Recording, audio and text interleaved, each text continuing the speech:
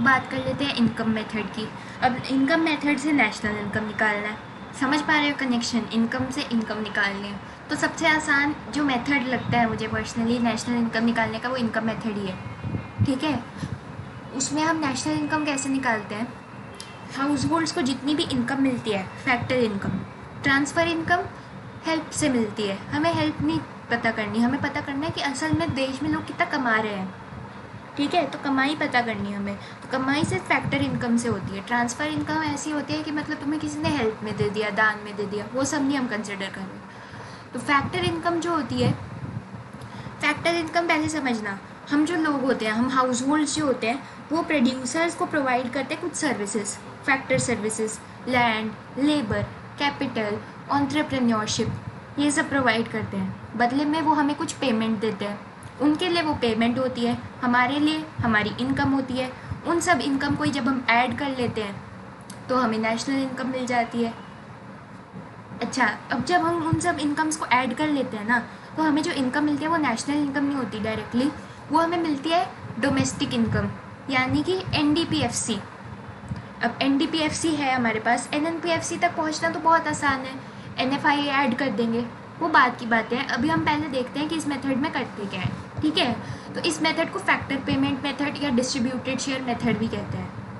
Factor payment method क्यों, क्योंकि हमारी जो इनकम है वो प्रोड्यूसर्स के लिए पेमेंट है, तो factor payment method. Distributed share method क्यों, क्योंकि इनकम क्या होता है, सबको अपना अपना शेयर मिल रहा है, अपना अपना हिस्सा सब में डिस्ट्रीब्यूट होता है। 5,000 का प्रॉफिट हुआ, सब में हिस्सा बट रहा है, तो वो हमारी इनकम ही तो हो गई ना, इसलिए डिस्ट्रीब्यूटेड शेयर मेथड। सिंपल सी बात है। अब बात कर लेते हैं फैक्टर इनकम्स क्या होती हैं। हम अपनी फैक्टर सर्विसेज देते हैं, लैंड, लेबर, कैपिटल, एंटरप्रेन्योरशिप, बदले में हमें कुछ पेमेंट मिलती है। जैसे कि लैंड देते हो तो तुम्हें किराया मिलेगा, रेंट मिलेगा। लेबर, अगर तुम किसी के लिए काम करते हो तो तुम्हें वेजेस, सैलरी, ये सब चीज़ें मिलेंगी। अगर तुम कैपिटल देते हो किसी को तो तुम्हें इंटरेस्ट मिलेगा, ब्याज। अगर तुम लोन देते हो किसी को तो तुम्हें ब्याज मिलता है कि नहीं मिलता, बैंक में पैसे जमा कराते हो तो ब्याज मिलता है कि नहीं मिलता, तो पैसे पे ब्याज मिलता है। और अगर एंटरप्रेन्योरशिप देते हो, यानी कि अपना दिमाग लगाते हो, तो तुम्हें उस बिज़नेस में प्रॉफिट मिलता है। सही बात है ना।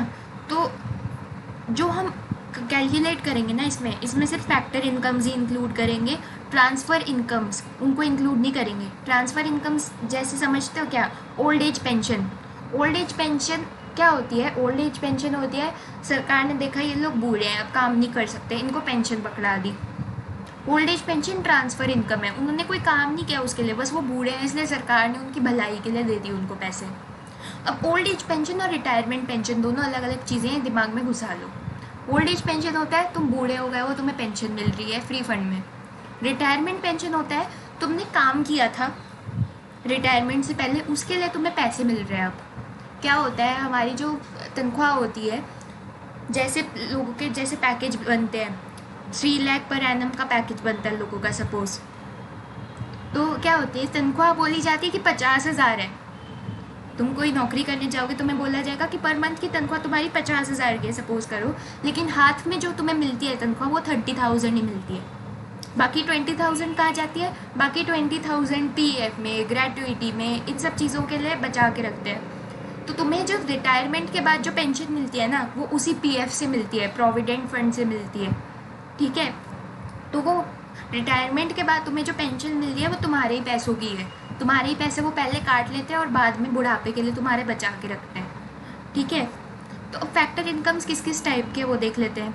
4 चीज़ें बताई, land, labour, capital, entrepreneurship. Labour करोगे तो तुम्हें कंपेंसेशन मिलेगी, कंपेंसेशन यानी कि सैलरी। अब सैलरी किस किस तरीके से मिल सकती है, 4 तरीके से मिल सकती है सैलरी। या तो डायरेक्टली जो हम सैलरी समझते हैं कैश में, या फिर अकाउंट में, वो तो एक तरीका हो गया। दूसरी इन काइंड भी मिलती है, हो सकता है वो तुम्हें पैसे देने की बजाय एक अपार्टमेंट दे दे कि इस जगह पे रह लो बिना किसी किराए के, पर हम तुम्हें पैसे नहीं देंगे, वो भी इसमें इंक्लूडेड होता है।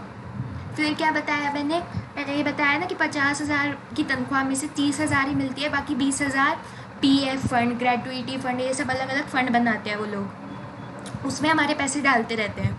ठीक है, तो उसमें जो पैसे डालते हैं ना, वो पैसे भी होते तो हमारे ही पैसे हैं, होते तो हमारी मेहनत की कमाई है, तो वो जो कंट्रीब्यूशन करता है टू सोशल सिक्योरिटी, वो क्या करते हैं एम्प्लॉयर्स, यानी कि हमारे जो बॉस लोग होते हैं, वो क्या करते हैं हमारी तनख्वाह में से पैसे काटते हैं, ठीक है, और उसी को उसको कह देते हैं कि हम तुम्हारे बिहाफ पे कंट्रीब्यूशन कर रहे हैं, हम तुम्हारे बिहाफ पे सोशल सिक्योरिटी के लिए कंट्रीब्यूशन कर रहे हैं, फ्यूचर में तुम्हारा फ़ायदा हो इसलिए कंट्रीब्यूशन कर रहे हैं। तो होती तो वो हमारी तनख्वाह है ना, इसलिए वो पीएफ फंड, ग्रेजुएटी फंड, वो ये सब चीज़ें होती हैं, वो भी हमारी नेशनल इनकम में हम कंसिडर करते हैं। वो उसको भी हम जब अपना एनडीपीएफसी कैलकुलेट करेंगे तो उसको भी टोटल करते हैं। पेंशन ऑन रिटायरमेंट, अभी बताया है कि जो रिटायरमेंट वाली पेंशन होती है वो अलग होती है, वो तुम्हारी मेहनत की कमाई है, ठीक है। ओल्ड एज पेंशन नहीं आती, क्योंकि वो है बस तुम बूढ़े हो गए, सरकार ने तुम्हें पैसे देने चालू कर दिए कि तुम बूढ़े हो, काम नहीं कर सकते, वो अलग चीज़ है। अब ऑपरेटिंग सरप्लस, कई बार क्वेश्चंस वगैरह में सुना होगा ये नाम। तो ऑपरेटिंग सरप्लस क्या है? अभी हमने बात की लेबर की, लेबर के अलावा भी 3 फैक्टर सर्विसेज होती हैं, लैंड, कैपिटल और अपना एंटरप्रेन्योरशिप। उनके लिए लैंड के लिए रेंट मिलता है, कैपिटल के लिए इंटरेस्ट, एंटरप्रेन्योरशिप के लिए प्रॉफिट, वो सब जो तीनों मिला के ऑपरेटिंग सरप्लस में आते हैं। और एक और चीज़ जो इस बुक में नहीं लिखी है वो है एंड रॉयल्टी, रेंट के साथ रॉयल्टी भी मिलती है। देखो रॉयल्टी जो होती है ना, वो एक ऐसी चीज़ होती है, जैसे कि अगर तुमने टार्ज़न द वंडर कार देखी थी ना, तो उसमें रॉयल्टी के पीछे ही उसके बाप का मर्डर होता है। रॉयल्टी क्या होती है? नाम। अगर जैसे जेके रावलिंग ने हैरी पॉटर की बुक्स लिखी, तो उसको हैरी पॉटर लिखने के लिए एक रॉयल्टी मिलती है। जो कॉपी हैरी पॉटर की बिकती जाती है ना, उसके लिए उसको रॉयल्टी मिलती है, पैसे मिलते हैं। मतलब नाम की वैल्यू, तुम्हारे नाम से अगर कोई चीज़ बिक रही है ना, तुम्हारे नाम के कारण कोई चीज़ बिक रही है या तुम्हारा कोई आइडिया बिक रहा है, तो तुम्हें उसकी रॉयल्टी मिलती जाती है। जितना ज़्यादा वो चीज़ बिकेगी ना, उतनी ज़्यादा तुम्हें रॉयल्टी मिलती जाएगी, ठीक है। रॉयल्टी का रिलेशन नाम से भी होता है कि कई लोगों के नाम से ही वो चीज़ बिक जाती है तो उनको रॉयल्टी मिलती है, या फिर आइडिया से भी होता है रिलेशन, ठीक है। प्रॉफिट की बात हमने की, ऑपरेटिंग सरप्लस में प्रॉफिट आता है। प्रॉफिट 3 हेड्स में अपना डिवाइड होता है, डिविडेंड्स, कॉर्पोरेट प्रॉफिट टैक्स और अनडिस्ट्रीब्यूटेड प्रॉफिट। कोई टेंशन की बात नहीं है। डिविडेंड्स क्या होते हैं? कंपनी ने प्रॉफिट अर्न किया, उस थोड़ा सा प्रॉफिट वो अपने शेयर होल्डर्स में बांट देती है। ये बात तो हमें पता है उनको, क्योंकि शेयर होल्डर्स ने तुम्हारे कंपनी में पैसे इन्वेस्ट किए हुए हैं, तो बदले में तुम्हें उनको पैसे तो देने पड़ेंगे ना, तो वो डिविडेंड में बांट देती है। इसको कहते हैं डिस्ट्रीब्यूटेड प्रॉफिट। फिर प्रॉफिट देखते ही सरकार आ जाती है गिद्ध की तरह, अच्छा प्रॉफिट हुए हैं, अब मुझे टैक्स दो। तो कॉर्पोरेट प्रॉफिट टैक्स, सरकार को टैक्स देना पड़ता है प्रॉफिट के ऊपर, प्रॉफिट में से ही उनको ही टैक्स देना पड़ जाता है। तो होता तो वो टैक्स भी प्रॉफिट का ही हिस्सा है ना। मैंने 5,000 का प्रॉफिट कमाया, लेकिन 1,000 रुपये मुझे टैक्स की तरह देने पड़ गए, तो वो 1,000 रुपये भी तो 5,000 में से ही निकले है ना, तो वो 1,000 भी मैं प्रॉफिट में ही गिनूंगी। क्या होता है बेसिकली, हम क्या करते हैं, सिंपल सी बात समझना। एक एग्जांपल मैं देती हूँ। 5,000 का मेरे पास सपोज मेरा जो प्रॉफिट हुआ वो हुआ 5,000 का। लिखना कम पड़े इसलिए मैं 50 लिखती हूँ, क्योंकि मैं आलसी हूँ, ठीक है। तो 50 रुपये का हमें प्रॉफिट हुआ। अब उसको 3 तरीके से कैसे डिवाइड कर सकते हैं। सपोज करो कि 10 रुपये का तो तुमने डिविडेंड्स अपने शेयर होल्डर्स को दे दिए, ठीक है। 10 रुपये तुमसे सरकार ने मांग लिए टैक्स की तरह से, और बचे हुए जो 30 रुपये थे वो तुमने रख लिया अपने पास रिटेन्ड अर्निंग्स। रिटेन्ड अर्निंग्स क्या होती है? वो अर्निंग्स जो हम रखते हैं फ्यूचर में कोई फ़ायदे आने के हमारे, कि फ्यूचर में कोई मुसीबत आ गई तो थोड़े से पैसे तो कंपनी में होने चाहिए ना। उसके लिए जो प्रॉफिट हम रखते हैं उसको कहते हैं रिटेन्ड अर्निंग्स, या अनडिस्ट्रीब्यूटेड प्रॉफिट क्योंकि वो डिस्ट्रीब्यूट नहीं हुए, किसी में बटे नहीं है, या कॉर्पोरेट सेविंग क्योंकि वो सेविंग है, और कॉर्पोरेट मतलब कंपनी की saving, retained earning, undistributed profits. ये सब प्रॉफिट्स के 3 डिविजन्स हैं, ठीक है। तीसरी चीज़ जो आती है इसमें आती है वो मिक्स्ड इनकम। देखो अभी तक हमने क्या पढ़ा, हम जो फैक्टर सर्विसेज देते हैं उससे हमें ये सब तरह की इनकम होती है। क्या क्या इनकम होती है हमने बात की। सबसे पहले कंपेंसेशन ऑफ एम्प्लॉयज़ मिलती है अगर तुम लेबर हो तो। अगर तुम अपनी लैंड, कैपिटल, एंटरप्रेन्योरशिप देते हो तो तुम्हें ऑपरेटिंग सरप्लस मिलता है। लेकिन लास्ट में जो आते हैं वो लोग जो अपना सब कुछ दे देते हैं। वो कौन होते हैं?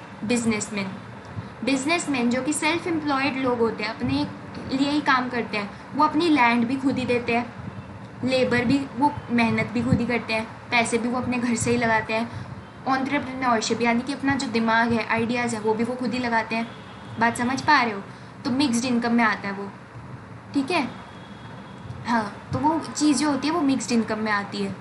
क्योंकि मिक्स्ड इनकम क्यों है, देखो अगर किसी बिजनेसमैन को 5,000 का प्रॉफिट हुआ, वो ये नहीं कैलकुलेट कर सकता कि इसमें से 1,000 रुपये मेरी ज़मीन का किराया होगा, 2,000 रुपये मेरे दिमाग के जो मैंने आइडियाज़ लिखे उसका फ़ायदा है, 3,000 उसमें से 1,000 रुपये का फ़ायदा मेरे मेहनत का है जो मैंने लेबर किया, और 1,000 रुपये का फ़ायदा उसका है जो मैंने पैसे इन्वेस्ट किए थे। ऐसे कोई कर सकता है? तुम ये देखते हो कि 5,000 में से 2,000 रुपये मैंने अपने दिमाग के कमाए, 3,000 रुपये मैंने उसके कमाए जो मैंने पैसे इन्वेस्ट किए थे, इतने पैसे मैंने इसके कमाए कि मेरी ज़मीन यूज़ कर रहे हैं। कोई करता है ऐसे? कर ही नहीं सकता। इसलिए उसको मिक्स्ड इनकम कहा जाता है, क्योंकि उसमें पूरा का पूरा वो खिचड़ी बनी होती है, उसमें सब कुछ इकट्ठे ही मिक्सड होता है। ये सब चीज़ें जब हम तीनों को ऐड कर लेते हैं ना, इन चीज़ों को, मिक्स्ड इनकम को, ऑपरेटिंग सरप्लस को, और साथ ही अपना क्या नाम है इसका, कंपेंसेशन ऑफ एम्प्लॉयज़ को, तो हमें मिल जाता है एनडीपीएफसी मिल जाए तो फिर हमें क्या करना है, बस डी से एन पे जाना है, डोमेस्टिक से नेशनल पे जाने के लिए प्लस कर देते हैं एनएफआई, सिंपल। अब इससे रिलेटेड हम कुछ क्वेश्चंस कर लेते हैं, ठीक है? यही था इसका बस पूरा